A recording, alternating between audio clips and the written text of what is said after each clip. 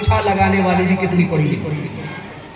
वो आई तो वो बादशाह क्यों मायूस हो गए, कहीं 2-4 बाल मेरे सफ़ेद हो गए, उसने मुझको मायूस कर दिया। मायूस होने की कोई बात नहीं। मेरी दुआ है कि आप अपने पोतों को बूढ़ा होते हुए देखें। मेरी दुआ है आप अपने नाती को बूढ़ा होते हुए देखें। वैसे बादशाह सलामत बुरा मत मानिएगा, 2-4 बाल जो आपके सफ़ेद हुए, आपका चेहरा नूरानी हो गया है, बड़ा खूबसूरत लग रहा। अल्लाह इस खूबसूरती को बाकी रखे। जो बादशाह मायूस हो चुका था, उस लड़की के इल्म ने उसकी खुशी को वापस पा दिया। एक तुर्की का आखिरी बादशाह था, उसका नाम था सुल्तान हमीद। उसकी नौकरानी का नाम था जीनत। उस बादशाह की आदत क्या थी, दोपहर का खाना खाता था, बाग में चला जाता था, फूल का बिस्तर लगता था, उस पर वो आराम करता था।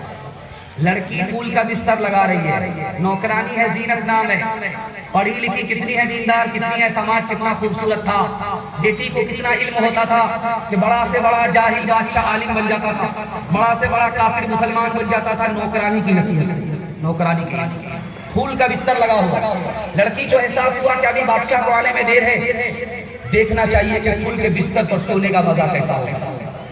थकी हुई लड़की जैसे ही फूल के बिस्तर पर सोई, आंखें, बादशाह आ गए।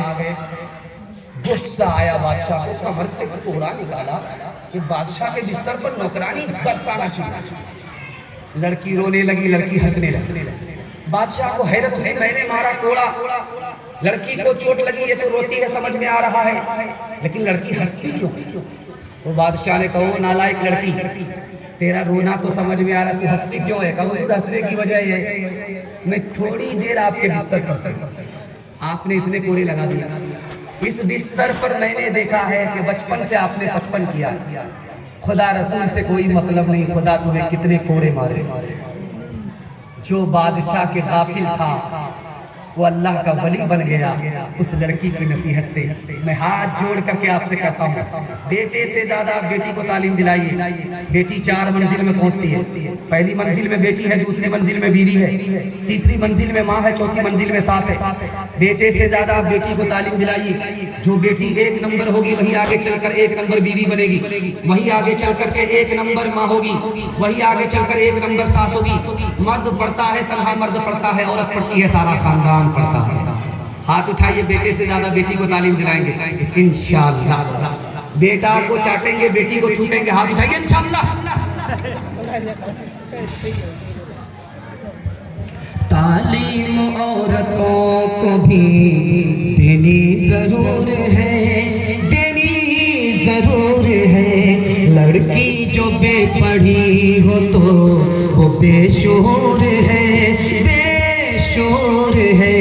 हुस्ने मुआशरत में सरासर फतूर है, और इसमें वालिदैन का बेशक कसूर है, बेशक कसूर है। आखिरी पैगाम औरतों के हवाले से 3 मिनट में गुजर जाएगा, सुनने के लिए जोश के साथ तैयार है, हाथ उठाइए इंशाअल्लाह। बड़ा अच्छा आप सुन रहे हैं, अच्छा ठीक है, बहुत अच्छा सुन रहे हैं। बस आखिरी पैगाम औरतों के हवाले से सुना रहा हूँ, और आज के जलसे को मुकम्मल करने के लिए मैं आपका साथ दे रहा हूँ, ध्यान से सुनिएगा। हजरत उमर ने अपनी बेटी से हाथ जोड़ करके कहा, बेटी एक बार तुमने नबी को नाराज किया, अपने शौहर को नाराज किया, तुम्हारे शौहर ने तुमको तलाक दे दिया, मैंने तुम्हारी तरफ से नबी से माफी मांगी, तुम्हारे शौहर से माफी मांगी, तुमको माफ कर दिया, दोबारा निकाह में ले लिया। बेटी याद रखो, आइंदा कभी अपने शौहर को नाराज मत करना, आइंदा कभी अपने नबी को नाराज मत करना। अगर मुझे पता चल गया मैं जिंदा रहा, बेटी जीते जी मैं तुमसे कभी बात नहीं करूंगा। बेटी ने नसीहत को कबूल किया, जिंदगी में इसके बाद कभी दूसरा मौका नहीं दिया।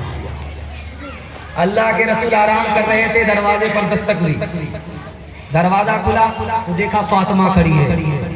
अल्लाह के रसूल ने कहा, फातिमा तुम्हारे आने का वक्त नहीं था, कैसे आ गई? बेमौका आई।